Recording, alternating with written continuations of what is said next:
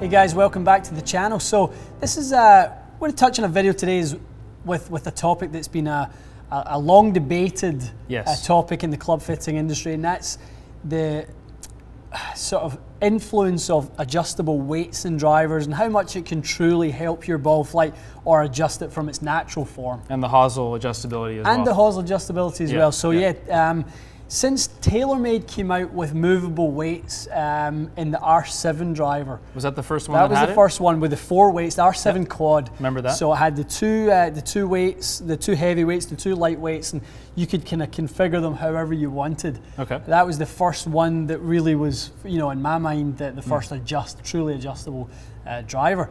And then obviously in R9 came out, they came out with what they called FCT, which was flight control technology, which was the ability to change the orientation of the head. I remember that one as well, yeah. Exactly. So, and this kind of kept going for TaylorMade through, you know, R11, and they were really pioneering a lot of this stuff with, you know, adjustable sole plate technology in R11 and so on and so forth. So, the big question that you guys, I'm sure, have is, you know, how much can it help? How much, you know, is it all, you know, marketing BS? That's literally the exact question that I see all the time. All the time? How much does it matter? Does it matter that much? And basically, please test it out and find out how. So that's what we're going to do. Exactly. So we get the chance to do this day in, day out, so we clearly have our feelings on it. But we, you know, we should keep this as a completely unbiased, independent test. So much so that we're not even going to tell Matt here what we're doing to the configuration of the head. Yeah, you're going to do that, and then I'm just going to hit shots, and you'll tell me after. I feel that that's probably the best way for us to get some true, authentic results here. I totally agree.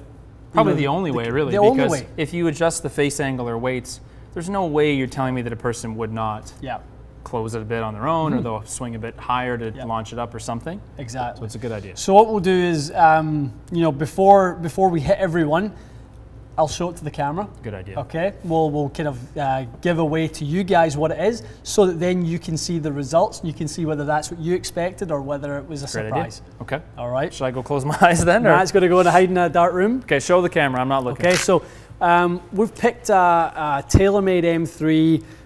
We've got a shaft that would, you know, good choice for Matt. So you can see the weight configuration there on that one. Okay. Has a very specific bias, Matt, and we're going to pass you the club sole down. Here you go. Okay. So TaylorMade M3 driver. Yeah. That's all I know.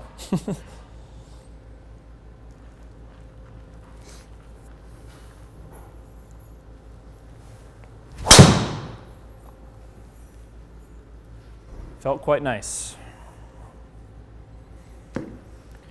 Good looking flight indeed. Happy with that.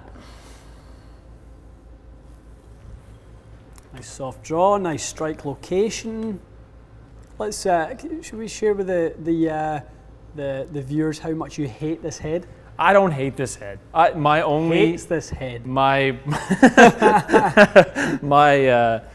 criticism was, it's only based on me. I just can't spin it enough, I think. With it. So you did, the only thing you showed me is this is a 10.5. Right. So last time we tested it, we had the 8.5 or 9.5 cranked down. I just hit, what video was that? Probably your driver fit, was it not? No, it was the stock and aftermarket shaft video. I was just hitting really low shots. So I don't hate it. It honestly feels really nice, and I think it looks nice. Yeah. The testing I've done, I think I just need more loft. Maybe not this much loft, but loft up. Loft up. Loft up campaign 2.0. It is a nice driver. TaylorMade, don't hate us. It is quite nice. We love you.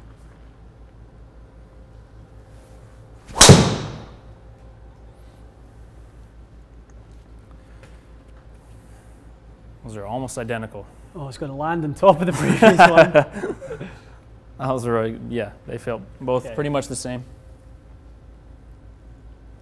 Right in the Matt strike zone.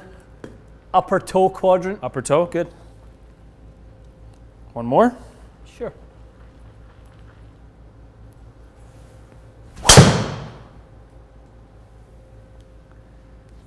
Swing or? Swing. Okay. Yep. Let's be fair to these tests and go, if we make a swing that we don't feel is in... Yeah, that was my swing. Let's hit another reflective. Let's eliminate and replace that with another one. Just lost my balance a bit.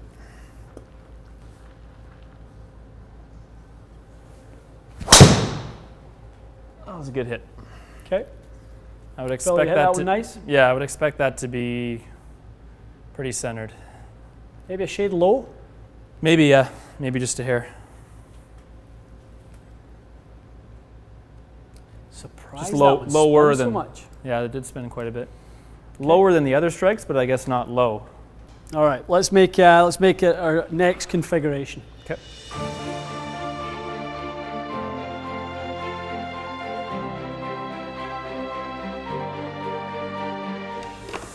Okay, so little change to the setup. Does everyone else know? Everyone knows. Okay.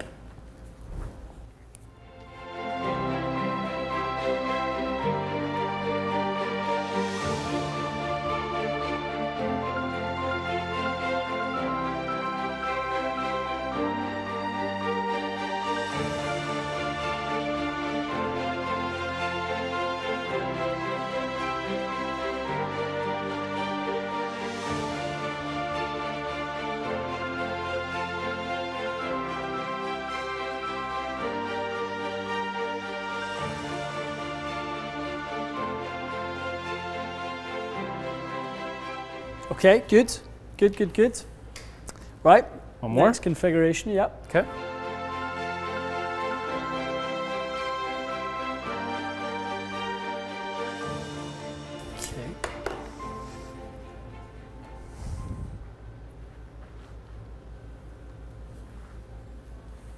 Okay. Configuration 3. Configuration numero 3. Are you feeling any differences when I give you these different ones? Some people are quite receptive to weight placement change in terms of how the club feels. I'd say no. Good. Yeah. I would say maybe at impact. Mm-hmm. The last one, the impacts felt different. I don't know how. Yeah. They didn't feel the same, but are you saying like in terms of just holding it in their hands? Yeah, and swinging it, maybe when they make some swings, they can kind of feel the club slightly differently. Maybe.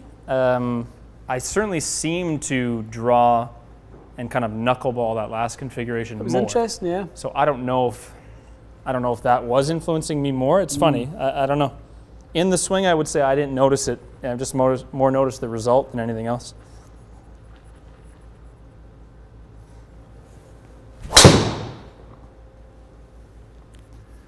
Hit that one good.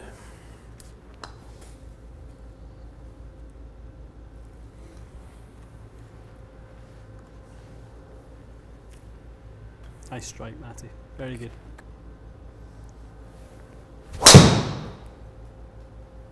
Just club head behind you a little bit? I actually aimed left to try to draw it in more. Okay. It was a good hit. My target line was just different. It's a good strike. Wanted to draw. Yeah, I would just say that was alignment. It was a good hit. Certainly wouldn't be unhappy with that one, would he, if he started it out there and it would... No. No. That's the shot I'm thinking of, is kind of down the left with a draw. That one I just caught a little more square. Those three, to me, flew the best so far. Yep.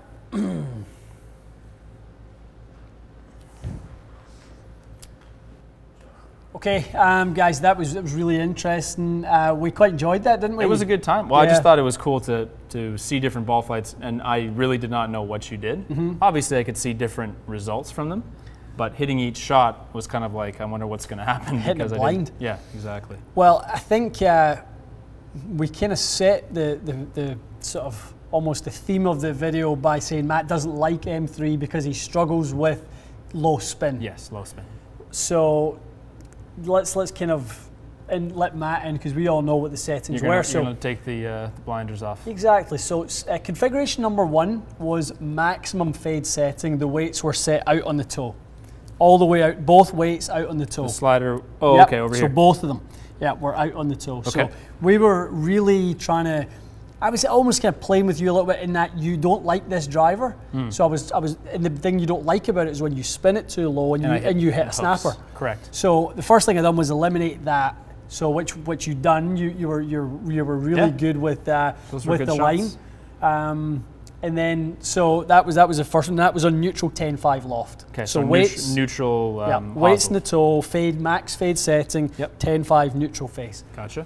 The second one was basically us making you hate the driver. Oh, okay. By going weights all the way forward in the head, which I hate. Really moving the CG forward, and turning the loft down a little bit. Okay, so you went 9.5. I went 9.5 and weights forward. I can't believe how much that matters. Crazy. Because there was a couple. One of them, even if you eliminated one, saying I didn't make as good a swing, fine. But there were a couple that I hit that felt quite nice, and they just ducked out of the air and went dead right. And it was interesting, the one that you actually said, the one that the GC Quad Red Low, you actually spun better because you got a little gearing from lower little gear effect. Yeah. So the other ones, when you hit them good, were just ridiculous. Crazy low spin. Crazy. That's unbelievable how much that can matter. Huh. So if we could do it, I mean, it was just horrible for you. Quick hooks, low. They're bad. Massive. And that same head, same shaft, that's the point here. Obviously, just moving these adjustments around. Yes.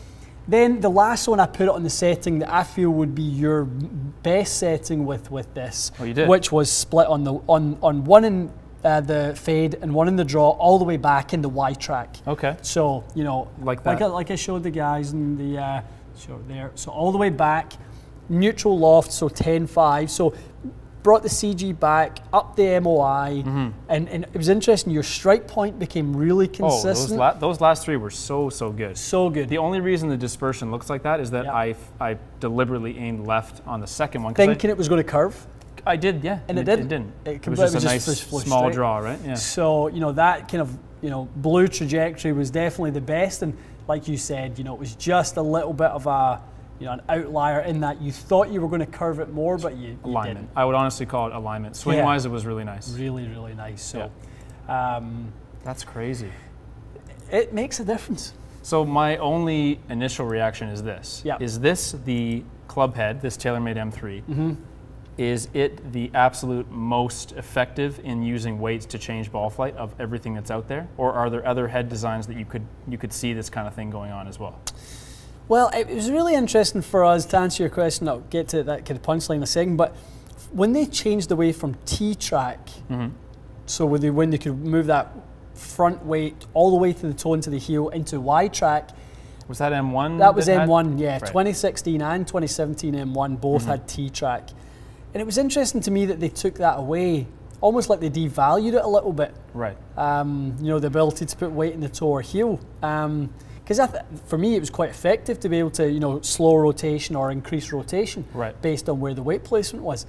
But even by doing that there, you can see how effective Y-track is. It's still doing the same thing. Yes. We can really, change the rate of rotation or, increase the sort of curvature on your shot by decreasing the spin. It's amazing how much more that curved, yeah. And again, like a couple strikes where I thought, and we've seen this is, I guess in a way it's nothing new because we've seen that the lower backspin shots produce more hook spin for me, or the opposite. You could also have more of a fading shot, and just a less stable ball flight. So would you? It's kind of an interesting thing because the G400 Max, which we happen to have right here, I quite like a lot. Its CG is quite far back. And that's kind of what you did with that. Yeah. So it's interesting that you were able to move the weights to kind of make it feel more like this driver. Your driver, very stable. Like. Yeah. So maybe that's it's exactly what you said. It felt very unstable configuration too. Weights forward. It felt completely different weights back. Yeah. And how many grams did you actually move? So both of these weights are 11 grams a piece. Okay, so that's quite a lot. Quite a lot. Yeah. Yeah, quite a lot. So the Hosel configuration, when people are adjusting that, because that's another kind of big thing, it's mostly face angle, but there are some face angle and loft. And loft, obviously. And so that's one thing that doesn't really get talked about. When you sort of lower the loft, you're also flattening the head. Okay. When you increase loft, you make the club a little more upright as well. So that lie angle is changing based on the rotation of the head. So if you actually go on the company's website, they'll show you that you can change the lie angle from 56 degrees up to 60 or however it may be based on how much adjustability that head has. And that makes quite a big difference. Like if you play a club especially a fairway, if you flatten a fairway versus bring it more upright, be easier for someone to draw. Just like irons would be easier to draw when they're more upright as well. Yeah, I mean, the interesting thing for me is, if I go back and look at this here, if we compare number 1 and 2, if we compare face angle the face angle was actually more closed on the first configuration on average. Okay. Right? But obviously the result was significantly worse with the other one because the spin rate was so low. Okay, so you actually moved the CG back further. Yeah, so with that CG being further back and in the toe. And I was able to rotate the face a bit more. The face to path relationship. Now we have a pretty closed one there. That would actually be a bit of a misread based on the... Probably a misread, but say it was around 3 or 4. Even still, that 4.8 is still more closed than any time you ever had it when we had the weights forward. Yep. And we got significantly more curvature, all because of the spin. Yeah, that's... When we talk about the spin being a stabilizer on the ball flight, hopefully this shows that when the spin is reduced, it doesn't take as much face angle variation to create massive curvature. To go offline. Yeah. That's what I felt, because I felt like I made a couple of good swings and they were terrible results. Right. It's where we were trying to manage spin to, depending on the player, we may kick the spin up a little bit if we feel like we want them to hit a few more fairways. If somebody has great face control and great impact location control, we can lower the spin a little bit and start moving those weights maybe forward a little bit. So depending on the skill level of the player and what we feel like we can do with it, we have the scope to be able to manipulate that quite a lot. I mean, to me, you've answered the question, does the adjustability offered in clubs do a lot? It definitely does. Definitely does. And you didn't even go crazy changing face angles that much. No. Titleist drivers, you can change 1.5 degrees. Yep, you can. Yep, you can. Callaway too. Titleist, the big one is actually lie angle adjustment to create changes in ball flight. TaylorMade is more. You can change the head orientation 4 degrees closed, which changes loft by 2. Right. And then you can go 4 degrees open, changing loft by 2, so you can separate it a lot. Yeah. Just different ways to accomplish a similar thing. Exactly. Now, would you say that when you dial, is this more of a fitting tool? Would you say that people shouldn't be going to the course and one day messing with the weight placement and the next day messing with face angle based on their swing? Should they kind of trust the fitter to do this process with them? Yeah, ultimately I think you should take a little advice and monitor the changes that you make, but having a little fun at the range. I think if you find that you're spraying your driver a little bit and you maybe want to move the weights back a little bit, see if you can find a few more fairways and that type of thing, having a little bit of fun with it. Or if you're missing it a little bit, you're hooking it a bit, open the face just a hair. It clearly makes a huge difference. It makes a huge difference, guys. It really does. We see it every single day in here. When we're trying to make subtle changes, I think that was so revealing. That second configuration for you, which I knew you would hate. Yeah. Instantly nosedive, I did, nosedive, knuckleball, couldn't flight it, couldn't keep it in the air.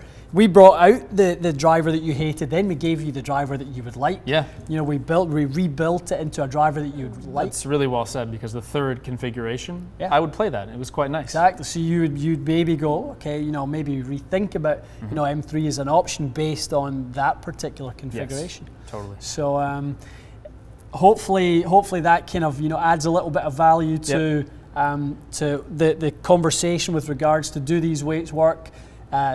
Is it a kind of marketing sort of ploy by the companies? No, definitely not. Absolutely not. It's really functional adjustability that we can use to really help you guys dial in that ball flight, protect you against your misses.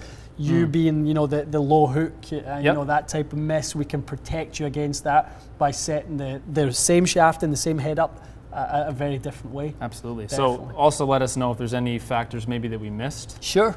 We could probably maybe do a follow-up later that talks more about the lie angle, because that's a misunderstood thing as well. There's factors that we haven't touched on here, but we're just trying to isolate the role of the adjustable driver and how effective that can be. Exactly. So we've started by saying yes, it is effective, and then if you guys have further questions about different aspects of it, we can definitely do another video on adjustability, just different aspects of it. Because this is one minor part that we may try in a fitting. We may just do this as to one part of the fitting.